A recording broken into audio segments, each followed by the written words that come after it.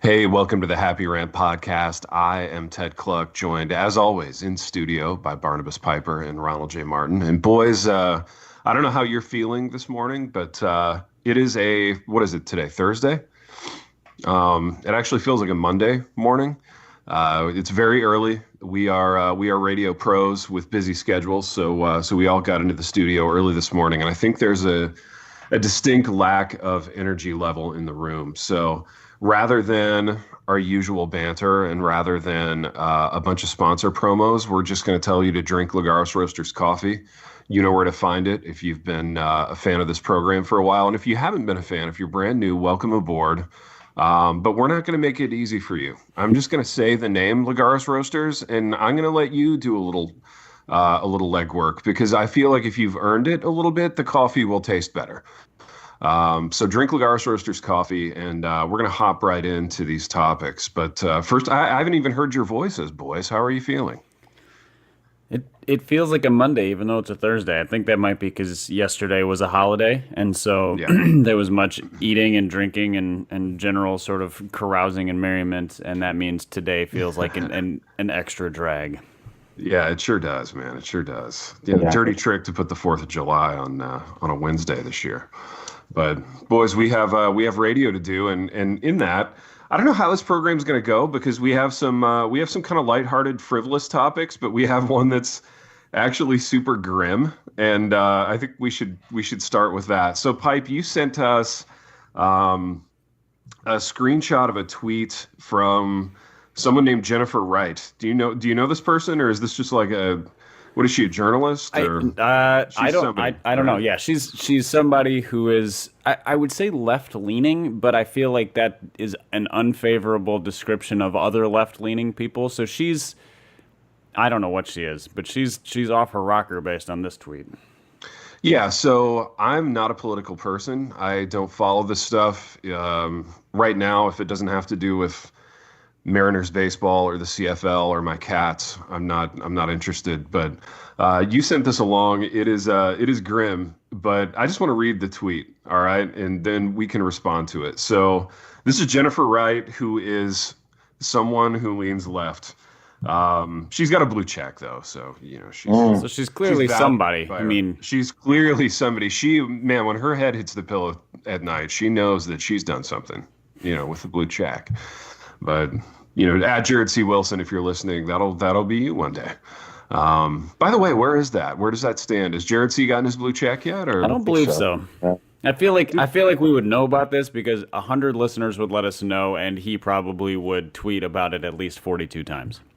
Dude, I love having listeners out there who do some of the legwork for us. Oh, you know what I mean? Yeah, we have. I mean, it's like, we have basically like scouts out in the industry feeding us stuff. Like, this tweet may have come from a listener. I definitely saw it shared or retweeted toward me by somebody, and it may have been a listener. So, Pipe, we're like a baseball team. We have a scouting department. We have scouts everywhere. We have scouts all over the world. We should get T-shirts made for them. we should get department. If it's a scouting department, we should get ill-fitting polo shirts made for them. Ill-fitting polos, like windbreakers, and they should all get like a radar gun. Yes. A little radar gun. Happy Rant radar guns. That'd be amazing. Dude, you can see how not eager I am to talk about this Jennifer Wright nonsense. I'm looking at her Twitter profile, and just to figure out who she is. She's an author of history books. They're called It Ended Badly and Get Well Soon and Killer Fashion. She's the political editor at large for Harper Bazaar US. Okay, so that's a real publication. Yeah. She also labels herself as Queen of the Gremlins. I don't know what that means, but that's playful and lighthearted is what it is. Right, sounds delightful. Whatever it is, sounds really delightful. That counterbalances all the like political angst. That's right. So she's going to say something grim and disgusting politically, but don't worry, she's Queen of the Gremlins, and so tongue-in-cheek makes it okay. So here's the grim and disgusting thing. I'm going to lay this on you. Again, these are the words of Jennifer Wright. We are very likely to lose Roe versus Wade. Some men may think that doesn't concern them. Make it.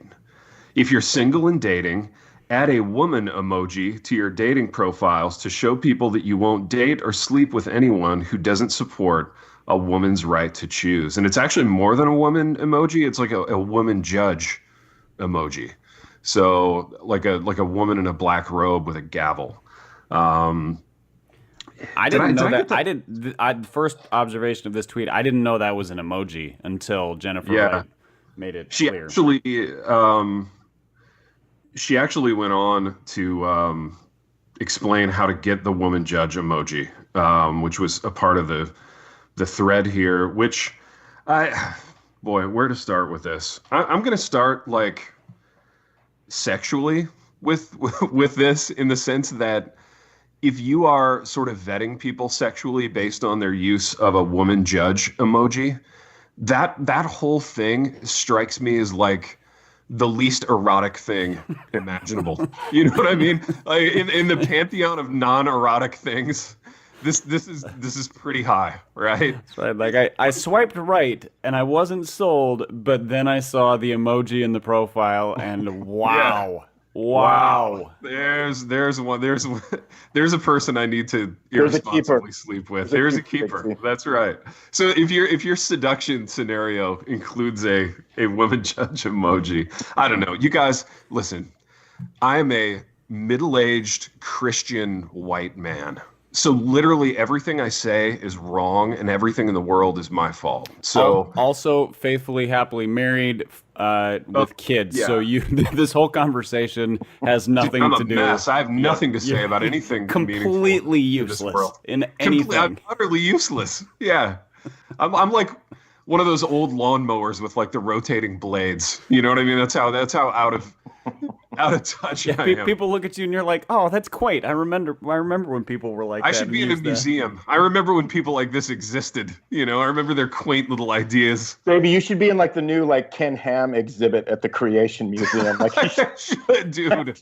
He should create some new thing for like. I'm gonna call Ken Ham. I'm gonna get him on the phone and see. I'm gonna see how much that gig pays. I might do it. Yeah. Classic Christian men from the 70s and 80s. Dude, yeah, exactly. You do have to do something about that hair, though. Ken Ham won't allow hair past the ears. Haircut is in order. Dude, no, I'm going to cut my hair. I'm going to grow like an 80s mustache and pop on like a sport jacket and some khakis. And then Ken Ham is going to be knocking my door down. Are you kidding me? Well, now you almost sound hipster, man. Just check with me before you do any of that, baby. I will. Yeah, I'll vet my wardrobe choices with you in the same way that I vet my irresponsible sexual partners via their emojis on social media. Judas H. Priest. Piper, speak some wisdom into this nonsense, please.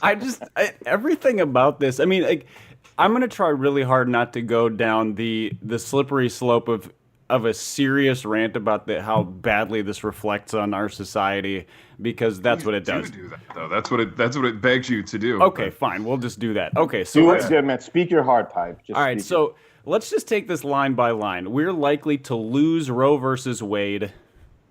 Pause. Roe versus Wade has been responsible for the deaths of millions of unborn children. Losing that will have societal implications.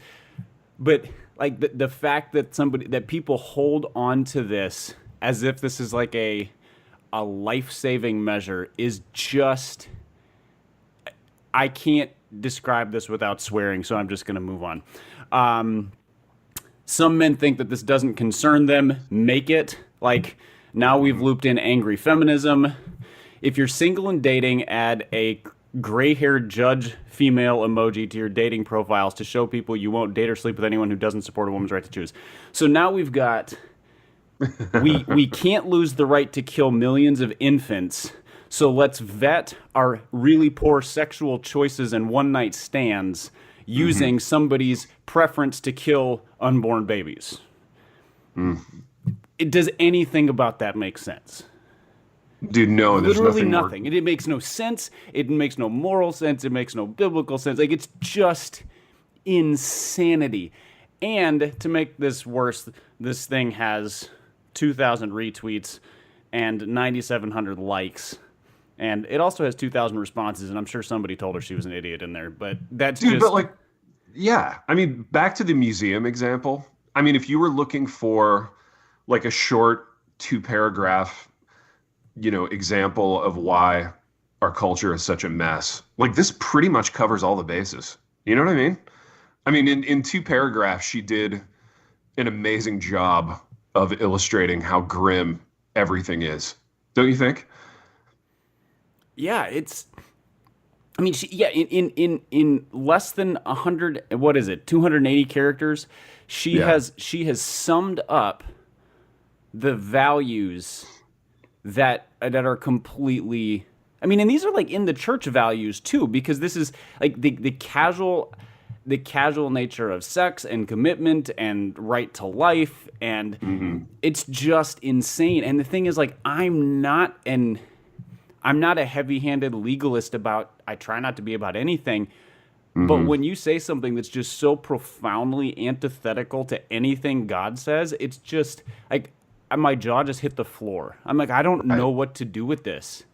Yeah, It's so stupid. I mean, this like, really bumps up against like, and even we have this impulse to be like cool, educated, enlightened people who are open to a discussion. I mean, we want to be that person on paper, but yeah, when you're faced with something like this, you can't be that person.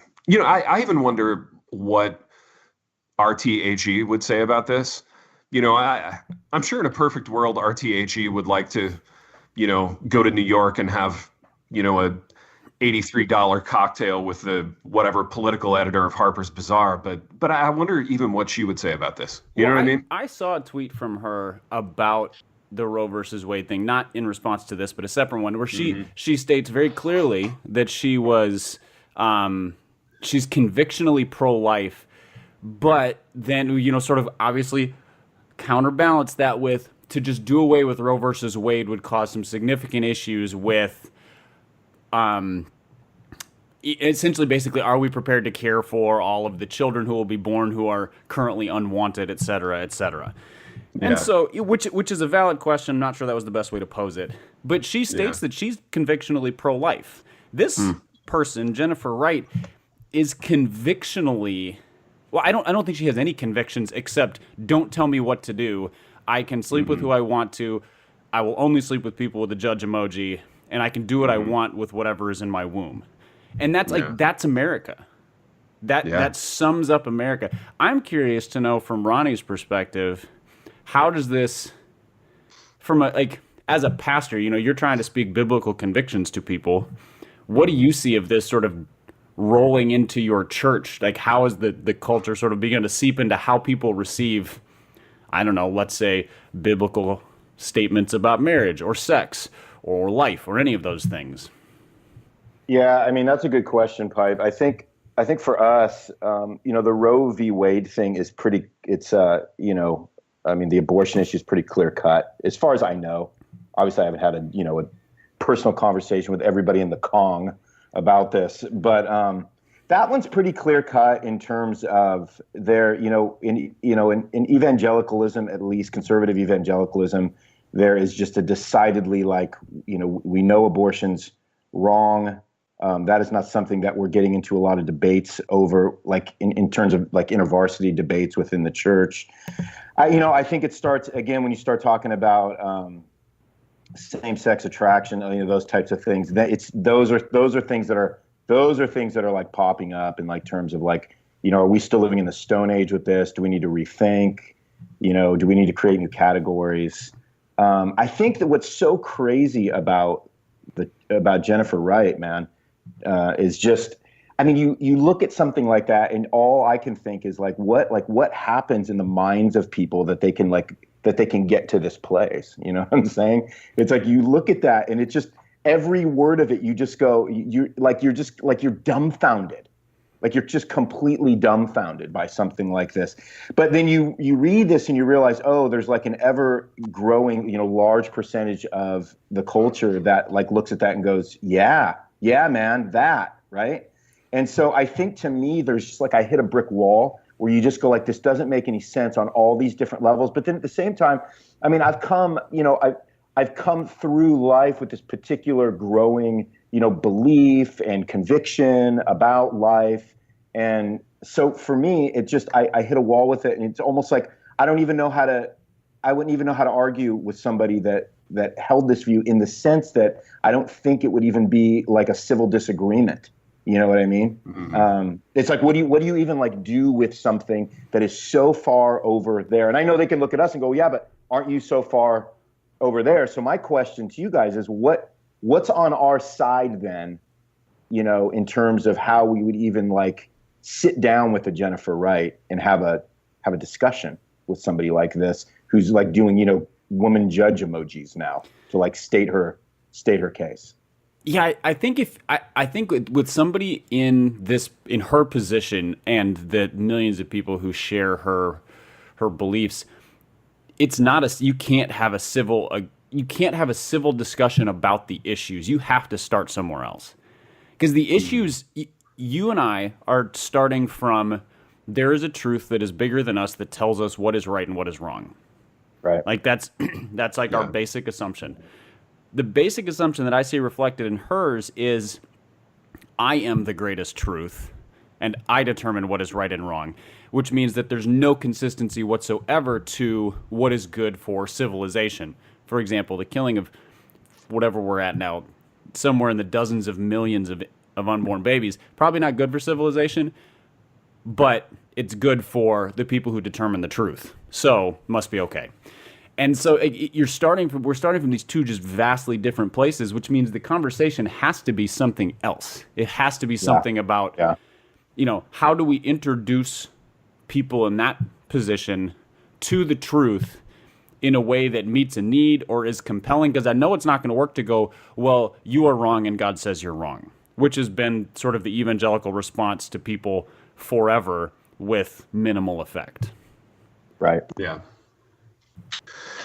Yeah, it's I take umbrage to this from the perspective of a female judge. I mean, because I feel like Jennifer Wright's assuming that if I'm a female judge, I'm old and gross. I mean, I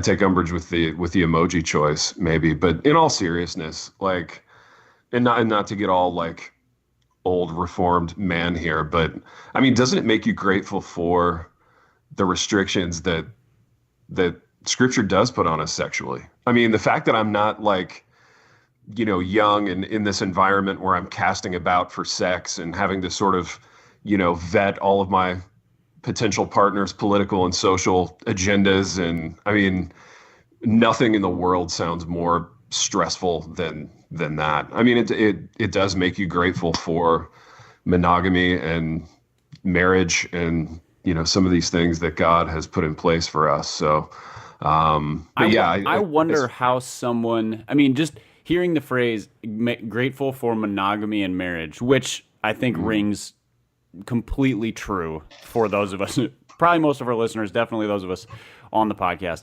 But I wonder how somebody like Jennifer Wright would hear that. Like, she would probably think that you are a caveman ready to drag a woman by her, top knot around behind her, like just behind you, just sort of like the ultimate troll caveman, like you are what's wrong with the world. Oh, absolutely. Which is why I use a caveman emoji in all of my online interactions, just so people know where I'm coming from. But no, you're right, Pipe. I mean, that seems wise. Best to be authentic. Best to be authentic. Yeah, I just want to be upfront about what a caveman I am. Anything else on this, boys? I feel like I mean, I like what you just said, man. I mean, at the end of the day, it's interesting because what she would say to us is, you're drawing very narrow parameters, and they're exclusionary, and all of those types of things. Sure. And we would say, yeah, but you're just drawing your own parameters, and they feel incredibly narrow. Like when we look at that, we think, oh, there's something that's so narrow about those parameters parameters, because they're as the result of a conscience that we would say, again, I know this is going biblical on Jen Wright, but they're parameters she's drawing from a conscience that's just been seared, Right. And so I look at a position like this and I go, oh, it's so incredibly narrow.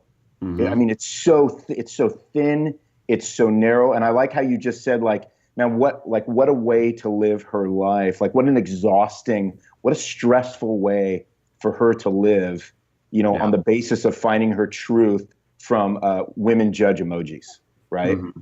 And again, going back to what Piper said, like, where do you draw your truth? What is the foundation for what it is that you believe? And I look at that and I go, dude, that's so thin. That is so narrow. And it feels sad, and it feels exhausting, and it feels like something that would be hard to maintain without a constant inner fight and struggle with angst and anger all mixed in. Yeah. Yeah. And I think you see that manifest in the way people interact. Like, people lead with angst and anger. And, again, I just don't know how all this works sexually. I mean, I think the human being is we're so geared toward wanting sex. You probably deal with the inevitable political discourse that you have to have before you get laid nowadays. I don't know, but I can't imagine anyone liking that. It's just crazy, man. It's crazy. And it exhibits the profound selfishness of the sexual mentality of almost anybody. I mean, we can turn anything selfish. We can turn we can turn generosity selfish. We're gifted that way. But sex especially is now about my wants, my needs, and my timing with whoever I want, with very little thought to the impact on the other person or the relationship with the other person or whatever. Like, there's no context for it.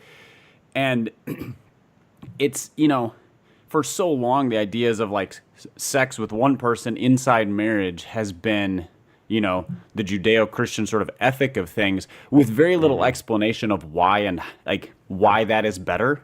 Mm-hmm. But then you see stuff like this and you go, this is why it's better. Yeah. Because this is just insanity. This is the insanity that happens when we take the thing that God said it should be a certain way and it was good. Mm-hmm. And we turn it into something completely different. Yeah, I mean, we are not meant to just make things up. It was never intended that we just make things up. I feel like that's a bit of a mic drop right there. Just we don't get to make things up. I love that. No, that's good, man. That's very good. Boys, we got time for one or two other quick topics here, but let's talk about professional athletes or other celebrities as guest preachers. So. There were some links sent around this morning as we were having our pre-production meeting. So this was a listener request. So the listener said he had very mixed feelings about it. Did not want to be named because he knows some people in churches that have done this. And So, but I thought it was. So I'm gonna play the devil's advocate on this one. I think here's the expected cranky reformed guy response is that it's horrible and it should never happen. And, it pulls us out of our, 3.5-year series on Leviticus and, it just shouldn't be a thing. But I will suggest that maybe it's not always a terrible thing. And maybe I just have fond memories of, the church that I grew up in doing this from time to time. And, just because someone is an athlete doesn't mean the talk is vapid and shallow and bad. And I guess that's all I'm going to say about it. But Big R, you're our resident man of the cloth. What are your thoughts on this? Well, I mean, you fellows would have to imagine that like the last person I would probably ever bring in to my pulpit would be a pro athlete. Not because I'm anti pro athletes, certainly, but that would imply that you would have to know a pro athlete. I would have to have those connections, right? I'd have to be connected on that level. So exactly. that's phenomenal to me. But I will say this, man. So here's kind of a weird story. So I remember I was speaking at a men's conference thingy. This was a couple of years ago. And the guy that was putting it together, he asked me, he said, hey, he goes, so there's this guy that I used to record, that used to be on the same label as me, and he was in a band that was a lot more prominent and larger than I was. And he's gone on to write books and become a speaker. And he goes, dude, should I get that guy? I mean, do you have any connections? Do you know him? I said, well, yeah, I know him. He goes, I was thinking about getting him. What do you think? Should I? And I thought, even though I'm in the same category, I was like, no, don't do that. Don't get him. And he's like, why? And I'm like, I just wouldn't get him. I don't know. Do you mean you want to get into all this stuff right now? You asked me, I wouldn't bring him out. So like my thought about anybody that has anything sort of with a semblance of celebrity is it bothers me because it looks like you're saying that somehow there's more magic in their words. And so I kind of just push against that just naturally because it just bugs me. Because it just feels, you know what I mean? Do you guys get what I'm saying with that? Not to be like the pushback guy, but aren't we doing the exact same thing when we pay, top dollar to go to some Gospel Coalition show to see a guy on the main stage because we feel like his words are somehow more magical than than our local pastor? You know what I mean? Yeah, you're right. Except for some reason, man, Christian society makes such a big deal out of like Hollywood actors. Oh, you're right, man. You're totally right. For some reason, like those two categories are like, oh man, if they, the old adage of like, if they were just saved, they would have such a massive impact. Yeah. And so, man, we just freak out about like sports stars and movie stars, and we just love bringing. I mean, at the end of the day, like Kevin DeYoung is, he's not any of those things. Not even close, right? Right. Yeah, he carries his own celebrity, like in our thing. But outside of our thing, I mean, dude, nobody knows. Dude, nobody knows. Nobody cares. I think most churches that do this with any regularity do it as an attraction. So like if Ronnie brought in, I don't know, one of the A-list Gospel Coalition preachers. So Matt Chandler's gonna speak at Substance Church. It's gonna increase attendance, but not nearly as much as if he got one of the Cleveland Browns wide receivers. Because the community knows Cleveland Browns, and the community does not care about Matt Chandler. Now, what would happen with Matt Chandler is that people would not attend their other churches; they would come to his church for the day because they're like, and that's even maybe pipe. I mean, right? Yeah, that's an if, but it's a possibility. Whereas like, you could actually invite a neighbor to be like, hey, Josh Gordon's going to come talk about how he doesn't do drugs anymore or whatever. At when you bring in an athlete, and that's So there is a. I think if you're doing an event that is designed that's sort of an attractional event, an evangelistic campaign, a men's conference or whatever, like there is merit to that. Obviously, you should vet them based on content and not just name. It's the Sunday morning preacher thing that kind of throws me for a loop a little bit. Because it's funny, growing up as a pastor's kid, I loved guest preachers because it means I didn't have to listen to my dad preach again. Yeah. But as somebody who attends a church now, I'm usually disappointed when one of my pastors is not preaching because they're the guys I want to learn from. So it's, I've sort of flip-flopped on that, and I would not be excited to find out that they were bringing in, a Tennessee Titans place kicker to speak on a Sunday morning. Like that just wouldn't interest me. Yeah. What place kicker would interest you, Pipe? Any? I would like to hear Gary Anderson offer a public apology for missing a kick against the Atlanta Falcons in 1998. I love how you're not even talking about like a sermon he would preach. No, I would like. Well, could be a sermon on repentance or on failure or on disappointing others or not meeting expectations or how to deal with people like me who have resented him for 20 years since then. I mean, there's a lot of things that sermon could be about, but it would be Gary Anderson. That's the one I want to hear from. I knew you were going to say that, which is why I asked the question. And it was no hesitation either. No, there was absolutely no hesitation. You were so ready for that. I don't hold many grudges, but I do hold a few. Yeah, exactly. Well, Gary Anderson, if you're out there, you've officially been invited. Maybe we could get him on the program to do the public apology. No, this would need to be a face-to-face. This would have to be like, when ESPN did the Magic Johnson, Isaiah Thomas, like reconciliation, and there were tears and Magic talking about how, that's good. I kind of need that thing going on with Gary Anderson. You need that level of public apology. I don't blame you, Pipe. Some mutual apologizing. I'm sure I have resentment in my heart that I need to offload and let go of, but I also feel like maybe he has some apologizing to me to do as well. Stuff he's been carrying around all these years. Absolutely. Well, let's make this happen. I'm sure he's a listener. So, Gary, if you're out there. I assume all professional place kickers are listeners to this spot. I think we're huge in the kicking community, to be honest, the special teams community in general. But yeah, I know we have some former college long snappers that are listeners. So I got some swag from one of them at Live and Louie. So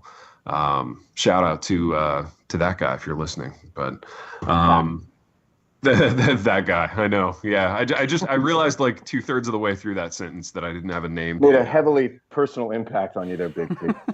No, he did, man. This guy gave me like this guy. This guy, that guy. Yeah, we're progressing. Okay, but here's the thing: if you're a former college long snapper, being known as that guy is just about right. That's pretty good, actually. If you're a former college wide receiver, you're annoyed that nobody knows your name. But if you're the long snapper, you're like, yeah, I'm that guy. I wear number 63, and I'm on the field for, if it's a busy game, like 7 times. The biggest thing that ever happened to me was being referred to as that guy on the rant. Hey, you know what? We make dreams come true. We're star makers, boys. I mean, you get a mention on this show, and look, everything changes. Everything changes. Jennifer Wright, I don't know what's going to happen to her now. Yeah, Jennifer. I was just going to say, I was going to say that girl who tweeted the thing about the old judges, but thank you for being ready with her name there, Big R. I mean, we're bearing each other's burdens right now. Jen, I like to call her Jen. She's Jen to me now, to be quite honest. So. Dude, you are a typical man. Jen. You insensitive pig. You would call her Jen. Jen Dub is what I like to call her. Jen Dub. Oh, my goodness. So disrespectful, Big R. Boys, do we have time to talk about summer blockbuster movies ever so briefly?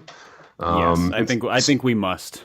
We have to cleanse the palate a little bit. And specifically, whatever happened to summer blockbuster movies. We are in a post summer blockbuster era, I think, and it's a sad thing because as I look at the movie landscape, there's not a whole lot that I want to go see. But Big R, you were in the entertainment business at one time. Like, what's up with summer blockbusters, man? Well, dude, I don't really get the So this is a suggestion from Pipe, and dude, what do you mean? Whatever happened? I mean, all we do, like every Memorial Day, we get these big, massive, like cheese-brained movies that come out. I mean, is that different this year? I think yes, it is. Well, I think it's different, but maybe it's a perception thing. So maybe I need you guys to help me figure out if this is a perception issue or a reality issue. So we just passed July 4th. The movie Independence Day came out in 1996-ish? Something like that. And that was a classic summer blockbuster because it was a July 4th Independence Day, A-list stars. I mean, and it was a bit of a cultural phenomenon, there are no cultural phenomenon movies in quite the same way now. But that's just really in general, because everybody's just rehashing. But I mean, seriously, man, we just had Jurassic Park 96 come out like this weekend, right? I mean, so is that what's happened? That they're still trying to make the same movies that they made in 1990? That one came out in 93, I think. But I mean, that's the criticism of the entire industry right now, is that nobody's doing anything like new. It's all just let's grab something that we know worked and let's rehash, right? So I mean, that you're just describing kind of a trend. I mean, in essence, all we do, we just have blockbusters all year round now because of Marvel. Everything, that's all blockbusters. That's like seasonal blockbusters now, right? Yeah, I think so. I mean, and Star Wars has now entered into the same thing where they're just doing because when Star Wars was doing like every other year or every Christmas, that felt like maybe there was a momentous release, or like when Lord of the Rings came out and they released every 2 years. It was every 2 years and it was around Christmas time. It was like December 20th or something. Or was it every year? I don't remember. It was one. I mean, either way, there was a wait between the movies. There was anticipation, and they were fresh made movies. I mean, it's an old story, but a fresh movie. Whereas like Solo didn't feel like that could have been a blockbuster movie had they made us wait 18 months for it. And they didn't. There was no. It came like right on the heels of the Last Jedi or the whichever one it was, next to Last Jedi, Dead Jedis. Luke Skywalker still can't act, whatever that movie was called. And dude, that crap is so boring. It's so boring, all of it. Like, somebody please make a big movie.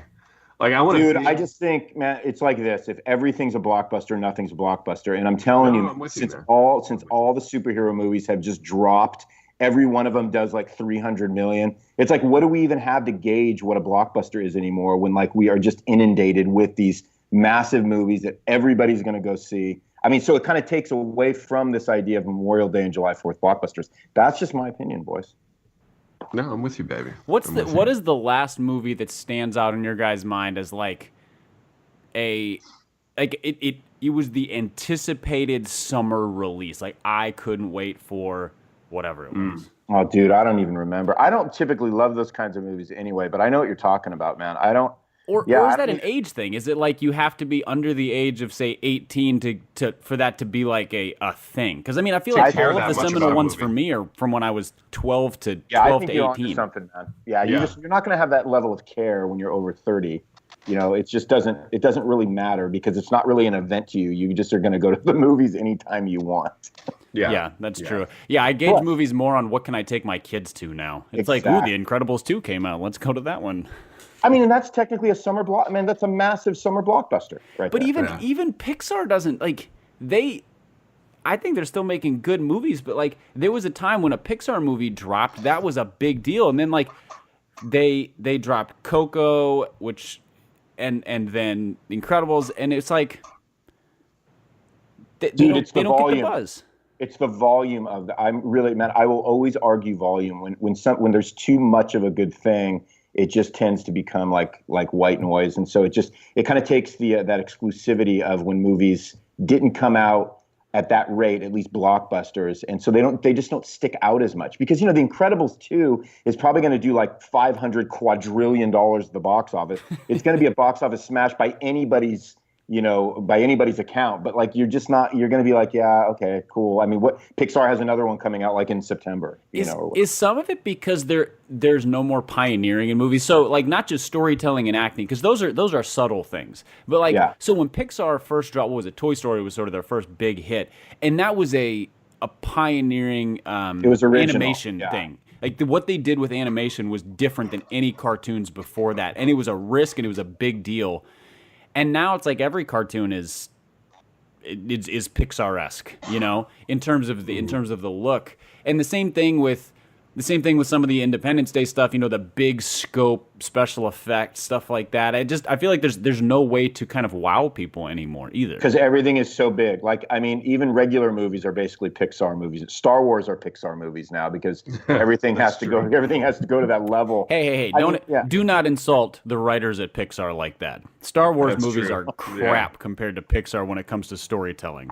Dude, I'm just saying, dudes that have grown up like with video games that are all like you get all jacked up about, no, it's so realistic and that kind of stuff matters to dudes like that. So I mean, at some point, everything looks so realistic. How can it look more realistic than so realistic, right? Like we've arrived. We're it is there. More real than what I'm seeing in front of my very face. Right, it's more real than the hand in front of my face. Which if I get a knife, oh look, blood. No, it's more real than that.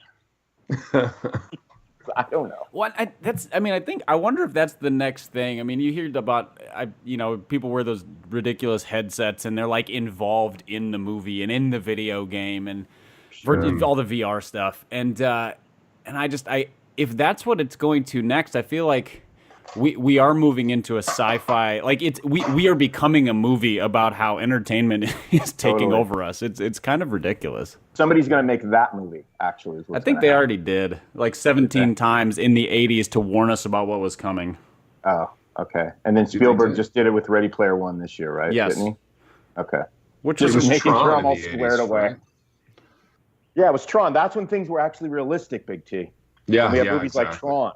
A real. Dude, I didn't need another reality, man. Life is enough for me. I don't want a virtual world to fail at too. This one is enough. And definitely not a dystopian reality because we've got people like Jennifer Wright making this one plenty dystopian already. Dude, right? It's enough for me to disappoint everyone in my real life. I don't need an alternate life for I think more of that. I think Jenny might be making a dystopian movie called The Judge. Ooh. I just bought the rights to that. By the way. Did you? Cool. Wait, wasn't that a movie with Robert Duvall and Robert Downey Jr. a few years ago? The Judge. The Judge. Yeah, it was. It was a really good movie too. It was one of those ones that's like it's way better than all the blockbusters, but doesn't get the love because it's about people doing human interaction things. Dude, so this is where I'm at, man. I think what I think is going to be one of the trends. It's not going to be a blockbuster trend, but it's going to be guys. It's kind of like what always happens in music when guys are tired of everything being so slick. And they just pare it back, and they actually write a good story, and there's no special effects, and you're absolutely captivated. And you just go, oh, like, dude, they're like that just has my imagination now just like going wild, right? Because like all the blockbusters don't leave a lot to imagination. I think some dude is going to come along and that's who's going to like rewrite some of what we think of being blockbustery. And he'll, you know, maybe even like a Quiet Place. You know, there was something even about that with the scale of it where they pulled it back quite a bit because they didn't have the budget. And it ended up being a blockbuster because people's imagination got to play. What I'm afraid of is all of the people who do that well then getting lured by the $400 million budgets from big studios, because that's kind of inevitably what happens. Is unless they're just an insane artist, you know, who just sort of does things on their own. It's the Blair Witch phenomenon, like what happened back when they released that movie for like, that cost them like $25 and it ended up doing like 400 million at the box office, you know? So, but yeah, I don't know. It always goes in cycles, you know? Yeah. It always goes in cycles. It's just like in 10 years, man, we're going to have all these massive Arminian, you know, together for T4A, right? We're going to be doing together for Jacobus Arminius, you know? And it's going to be great. It is going to be great. I can't wait for that. That's going to be sweet, you guys. I miss Arminius. Sweet. What a good guy. It all goes in cycles, boys. That's a takeaway from this. You know, that's a takeaway from three middle-aged white men, you know, sharing our wisdom with the world. So you're welcome, world. There's more where that came from. You needed more words from middle-aged white men. They don't say they don't bloviate enough. You're welcome, Jenny. We don't bloviate enough. We've fixed everything. Don't worry. Yeah, exactly. You can. Oh, look, I'm getting a text from Jenny Dubb.